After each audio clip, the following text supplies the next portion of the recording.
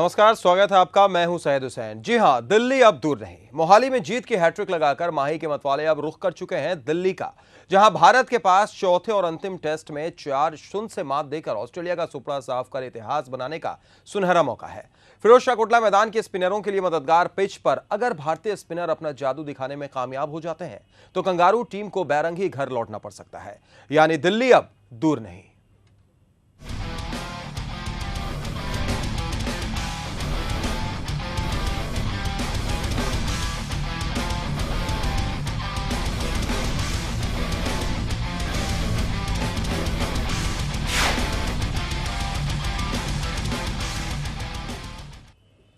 कंगारुओं के खिलाफ लगातार 3 जीत दर्ज कर हैट्रिक लगाने वाले धोनी के धुरंधरों की नजर अब कोटला के मैदान पर क्लीन स्वीप करने की है, जहां टीम इंडिया का फेवर दिल्ली की पिच भी कर रही है, जिसे देखकर ऐसा ही लगता है कि इस बार भी वही कहानी दोहराई जाएगी जो चेन्नई और हैदराबाद में देखने को मिली थी।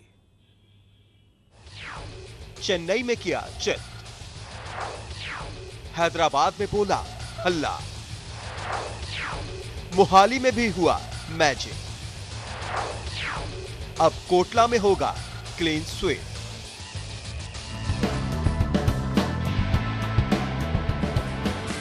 देखिए ये 3 तस्वीरें। पहली तस्वीर चेन्नई की, जहां कंगारुओं को पहले टेस्ट में टीम इंडिया ने किया चित। दूसरी तस्वीर बयां कर रही है हैदराबाद की हकीकत, जहां टीम इंडिया ने भरी ऐसी हुंकार कि कंगारुओं को पारी की हार का करना पड़ा सामना। तीसरी तस्वीर है हैट्रिक की, जी हां, जीत की हैट्रिक, और ये मैजिक हुआ मोहाली में, जहां टीम इंडिया ने रच डाला इतिहास। तो क्या अब दिल्ली के कोटला में होगा क्लीन स्वीप?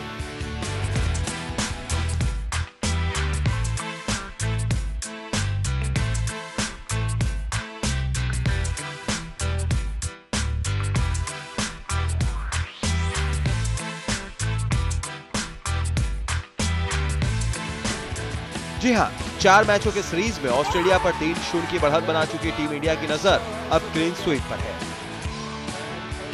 माही के मतवाले इसके लिए कमर कस चुके हैं, लेकिन देखने वाली बात यह होगी कि इस अभियान में फिरोज शाह कोटला मैदान की पिच भारतीय टीम को किस हद तक मदद पहुंचाती है।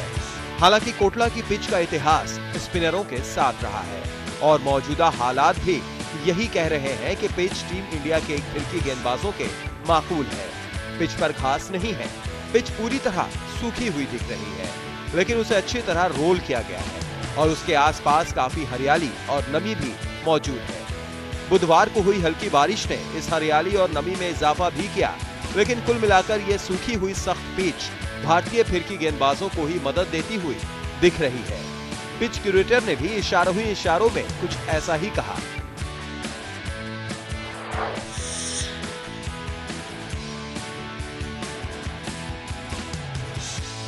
ये पिच देखने में तो बिल्कुल वैसी ही लग रही है जैसी चेन्नई की थी, जिस पर स्पिनरों ने सभी 20 विकेट झटके थे, और फिर उपल में खेले गए दूसरे मुकाबले में भी यही हुआ, जहां 2/3 विकेट स्पिनरों के नाम रहे। यानी दिल्ली के कोटला में क्लीन स्वीप करने के लिए सब कुछ टीम इंडिया के ही फेवर में जाता दिखाई दे रहा है, और यही वजह है कि भारतीय फैंस उम्मीद लगाए बैठे हैं कि भारत उसी स्पिन कॉम्बिनेशन के साथ उतरेगा जो मेहमानों पर भारी पड़ते हुए अपनी टीम को 81 साल के टेस्ट इतिहास में पहली बार कंगारुओं का करेंगे सुपड़ा साफ। यानी दिल्ली अब दूर नहीं। Syed Hussain, sports desk, Aryan news. Delhi में क्लीन स्वीप करने का इरादा कर चुके माही की मतवालों को दिल्ली टेस्ट से पहले एक झटका भी लगा है, और वो भी तगड़ा झटका, क्योंकि मोहाली का हीरो अब दिल्ली में नदारद रहेगा। जी हां, शिखर धवन की उंगली में लगी चोट ठीक नहीं हो पाई है, लिहाजा उनकी जगह टीम में सुरेश रैना को शामिल किया गया है। मोहाली का हीरो दिल्ली में नदारद, शिखर की जगह रैना को मिली जगह।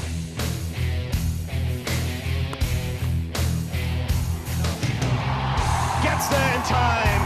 It's the fastest 100 by any player in Test match history on debut. Mohali test match के हीरो और टीम इंडिया को मैच जिताने में अहम भूमिका निभाने वाले शिखर धवन ऑस्ट्रेलिया के खिलाफ आखिरी और शायद कंगारुओं का व्हाइट वॉश करने वाले मैच के हिस्सा नहीं बन सकेंगे, क्योंकि धवन को मोहाली में होने वाले मैच में फील्डिंग करते हुए बाईं उंगली में चोट लग गई, जो अभी तक ठीक नहीं हुई है।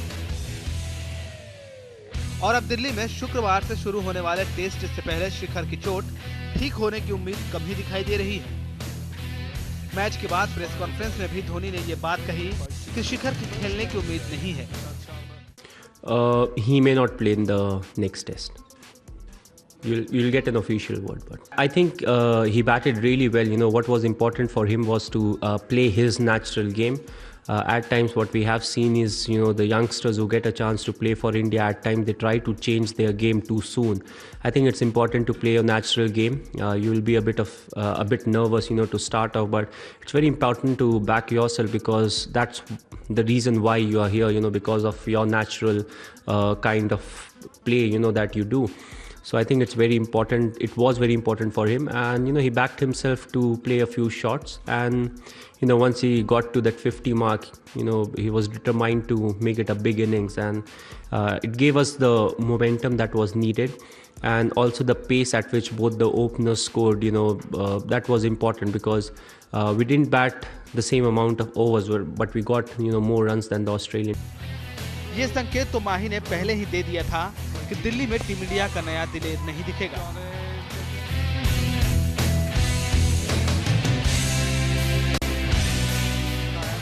जिसके बाद सेलेक्टर्स ने धवन की जगह टीम में गौतम गंभीर को शामिल भी किया। लेकिन देखिए गौतम की किस्मत, वापसी का जब मौका आया तो गंभीर हो गए जॉन्डिस का शिकार, यानी उन्हें मौका नहीं मिला। लेकिन इसके बाद सेलेक्टर्स ने एक बार फिर हैरान करने वाला फैसला किया और शिखर की जगह किसी ओपनर को न लेकर सुरेश रैना को दे दिया मौका, यानी सहवाग को भी दे दिया संकेत कि उनकी वापसी फिलहाल संभव नहीं। हालांकि इसकी पूरी संभावना दिखाई दे रही है कि प्लेइंग 11 में शिखर धवन की जगह रैना को नहीं बल्कि अजिंक्य रहाणे को मिल सकता है मौका। सैयद रजा, स्पोर्ट्स डेस्क, आर्यन न्यूज।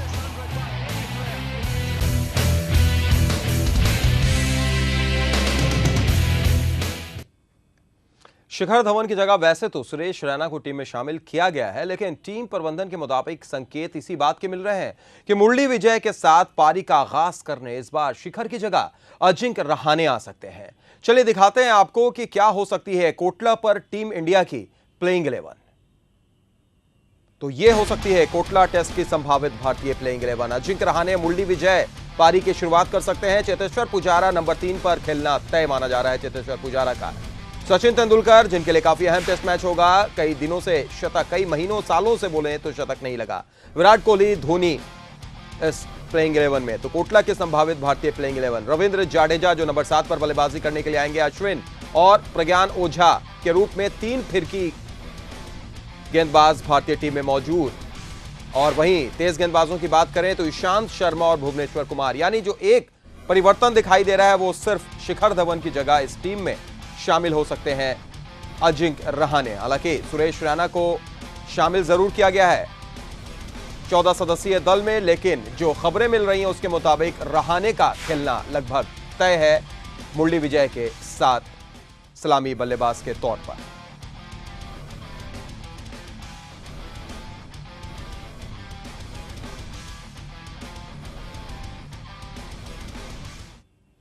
तो लगभग यह तय माना जा रहा है कि अजिंक्य रहाणे खेलें। फिलहाल रुख करेंगे न्यूज रूम का, जहां पर हमारे साथ खेल संवाददाता अशोक शर्मा मौजूद हैं। अशोक जी, मोहाली में हैट्रिक लगाने के बाद अब सबकी नजर टिकी हुई है कि कोटला में क्लीन स्वीप हो और पहली बार इतिहास में भारतीय क्रिकेट टीम ऑस्ट्रेलिया के खिलाफ क्लीन स्वीप करे। लेकिन इससे पहले एक झटका, शिखर धवन की चोट लगी, मोहाली का हीरो दिल्ली में नादारद रहेगा, और अब यह कयास लगाया जा रहा है, जो उम्मीदें दिखाई दे रही हैं, जो बात निकलकर सामने आ रही है अशोक जी, रैना को शामिल जरूर किया गया है, लेकिन पारी का आगाज विजय के साथ शायद अजिंक्य रहाणे ही करेंगे। देखिए, भारत के 81 साल के टेस्ट इतिहास में भारतीय क्रिकेट टीम जो है वो एक स्वर्णिम इतिहास के कगार पे है। अगर 4-0 से भारत ये श्रृंखला जीत लेता है तो अब वो कीर्तिमान स्थापित करेगा जो अब तक भारतीय क्रिकेट में नसीब नहीं हुआ था। तो ये एक बड़ा अवसर है और भारतीय क्रिकेट प्रेमियों के लिए कुछ आंकड़े जो हैं, भारतीय क्रिकेट टीम के लिए कुछ आंकड़े जो हैं वो उसके हक में लगते हैं। 26 साल के इतिहास में भारतीय क्रिकेट टीम ने 9 मैच खेले हैं कोटला के मैदान पे और कोई मैच हारा नहीं है। तो ये आंकड़े भी इस बात से को आत्मबल प्रदान कर सकते हैं भारतीय क्रिकेट टीम को कि वो यहाँ जीत के इरादे से मैदान पे उतरे। और जो भारतीय स्पिनरों ने जिस तरह से अब तक इस श्रृंखला में खेल दिखाया है और कोटला के मैदान पे अब तक जो पिच का चरित्र है और जो बातें सामने आ रही हैं उसके हिसाब से ये जो ट्रैक है उसको धीरे धीरे स्पिनरों की मददगार होने वाला ट्रैक बताया जा रहा है। माना जा रहा है चूँकि पिच बिल्कुल सूखी हुई है, हालांकि बुधवार को हल्की बारिश भी हुई है तो कुछ नमी हो सकती है, लेकिन पिच पे कोई घास नहीं है। ऐसी स्थिति में बेजान पिच पे, सूखी पिच पे तेज़ गेंदबाजों को कोई मदद नहीं मिलने वाली है, उनको कोई उछाल नहीं मिलने वाली है। तो ऐसी स्थिति में भारतीय क्रिकेट टीम के लिए ये एक बड़ा अवसर है, क्योंकि ये जो पिच है वो 2 दिन तक तो बल्लेबाजों के लिए मददगार रहेगी, तीसरे दिन इस पिच से स्पिनरों को मदद मिलेगी, चौथे और 5वें दिन तो ये माना जाता है कि इस पिच पर बल्लेबाजी करना बेहद मुश्किल काम होगा। तो ऐसी स्थिति में ये ऑस्ट्रेलिया ने जिस तरह से अब तक स्पिनरों के खिलाफ खेल दिखाया है वो उसके हक में नहीं जाता है। 3 टेस्ट मैच जो अब तक हुए हैं उसमें जो 60 विकेट गिरे हैं 48 विकेट स्पिनरों ने लिए हैं। तो इस बात से अंदाज़ा लगाया जा सकता है कि भारतीय क्रिकेट टीम के स्पिनर किस कदर हावी हैं ऑस्ट्रेलिया पर। और ऑस्ट्रेलिया के कप्तान ने भी ये इस बात को माना है कि भारतीय स्पिनर जो हैं वो लाजवाब गेंदबाजी कर रहे हैं। खुद क्लार्क ने माना है कि ये दौरा जो है वो सीखने के लिए दौरा है, चूँकि 4 ऑस्ट्रेलियाई खिलाड़ी ही इसके पहले भारत का दौरा किए हैं, उन बाकी जो खिलाड़ी हैं वो नए हैं, उनको भारतीय पिचों पर खेलने का कोई अनुभव नहीं है। तो भारतीय उम्मीद ज़्यादा यहाँ पे है, जो आंकड़े हैं, जो खेल की परिस्थितियाँ हैं और अब तक का जो प्रदर्शन है उनके खाते में केवल एक बात ये आएगी कि जिस तरह से शेन वाटसन और क्लार्क का विवाद हुआ था, क्लार्क इस टेस्ट मैच में नहीं खेलने की ज़्यादा उम्मीद है कि वो नहीं खेलेंगे और इसकी कप्तानी शायद शेन वाटसन करेंगे। तो मैच में अगर ऑस्ट्रेलियाई टीम में अगर कोई दरार होती है तो उसका फ़ायदा भी भारतीय गेंदबाजों को मिल सकता है। तो मैच की परिस्थितियां, ऑस्ट्रेलियाई टीम के अंदरूनी हालात ये संकेत दे रहे हैं कि भारतीय टीम का पलड़ा यहाँ भारी लग रहा है। जी बिल्कुल सही कहा, भारतीय टीम का पलड़ा भारी लग रहा है। और कोटला की अगर बात करें अशोक जी, तो जैसा आपने पहले भी कहा कि 26-27 सालों से कभी भारत कोटला के मैदान पर नहीं आ रहा है और इससे बड़ा आंकड़ा यह है कि पिछले 10 मैचों में 9 बार भारत के हाथ में जीत लगी है, जो बेशक एक ऐसा आंकड़ा है जो कंगारू टीम देखकर डर रही होगी। और पिच भी साथ ही साथ जो बताई जा रही है कि पिच सूखी हुई है, बेजान पिच है और ये वही पिच है अशोक जी जहां पर कुंबले ने भी इतिहास रचा था, 10 की 10 विकेट पाकिस्तान के खिलाफ ली थी, यानी स्पिनरों के लिए मददगार पिच। और शायद यही वजह है कि गड्ढे में गिरी ऑस्ट्रेलियाई टीम ऐसा लगता है कि अब पताल की तरफ भी जा सकती है। जी हाँ, ये इस बात को भी कबूल कर रहे हैं। जिस तरह से 3 टेस्ट मैचों में ऑस्ट्रेलिया का पराजय हुआ है तो इस बात को रिकी पॉन्टिंग ने भी कहा है। अब ऑस्ट्रेलियाई क्रिकेट बोर्ड और उसके जो कोच हैं मिकी आर्थर, उन्हें ये कहना पड़ रहा है कि रिकी पॉन्टिंग को भी वापस लाया जाए दोबारा टेस्ट टीम में और माइकल हसी को भी लाया जाए टेस्ट टीम में। हालांकि दोनों खिलाड़ियों ने इस बात को इनकार कर दिया है कि एक बार जब उन्होंने संन्यास ले लिया है तो वो फिर अब टीम में शामिल नहीं हो सकते हैं। रिकी पॉन्टिंग ने इस बात को कहा है कि भारतीय पिच पर खेलना किसी भी ऑस्ट्रेलियाई बल्लेबाज के लिए बहुत आसान काम नहीं रहा है। खुद जब पॉन्टिंग आए थे तो उन्होंने भी कहा कि मैं 4 दौरों में, पिछले 3 दौरों में असफल रहा था, रन नहीं बना पाया था। चौथी बार जब मैंने भारत का दौरा किया तब मेरे बल्ले से रन निकले थे। ये बात बिल्कुल सही है कि रिकी पॉन्टिंग जैसे दिग्गज बल्लेबाज ने अपना पहला अर्धशतक दूसरे दौरे में बनाया था और शतक के लिए उन्हें इंतजार करना पड़ा था 5वें दौरे के लिए। तो ये ऐसी कुछ बातें हैं जो ऑस्ट्रेलिया के लिए ये बात महत्वपूर्ण है कि अगर आपके पास भारतीय पिचों पर खेलने का अनुभव नहीं है तो शायद आप वहाँ अच्छा खेल नहीं दिखा सकते हैं। तो ये इस आंकड़े भी इस बात के गवाह हैं कि पिछले जिस तरह से 10 टेस्ट मैचों में ऑस्ट्रेलिया की टीम भारत में 8 टेस्ट मैच हार चुकी है, तो ये बात और ये आंकड़े जो हैं उससे अश्विन, प्रज्ञान ओझा और जडेजा जिस तरह से अब तक शानदार गेंदबाजी की है, तो ये मैच जो है ये एक स्वर्णिम इतिहास की तरफ जाता लग रहा है। भारतीय टीम 4-0 से जीतकर क्लीन स्वीप करेगी और जैसे को तैसा का जवाब देगी। जिस तरह से भारत ऑस्ट्रेलिया में 4-0 से हारा था, तो शायद भारत के पास एक बड़ा मौका है कि वो उसी अंदाज में अपना जवाब दे। जी बिल्कुल अशोक जी, उसी अंदाज में जवाब दिया जाए। हालांकि धोनी लगातार ये कहते रहते हैं कि क्रिकेट में बदला जैसी कोई चीज नहीं होती है, जो उन्होंने बार बार कहा है, लेकिन देश यही मांग रहा है कि 4-0 से ये जीत होनी चाहिए। अशोक जी, एक सवाल जो टकटकी लगाया सभी बैठे हुए हैं, क्रिकेट की बात हो और मास्टर ब्लास्टर का नाम ना है, क्रिकेट के भगवान सचिन तेंदुलकर जो कई सालों से शतक नहीं लगा पाए हैं, और जैसे ही ये बात सामने आई, जो हमने देखा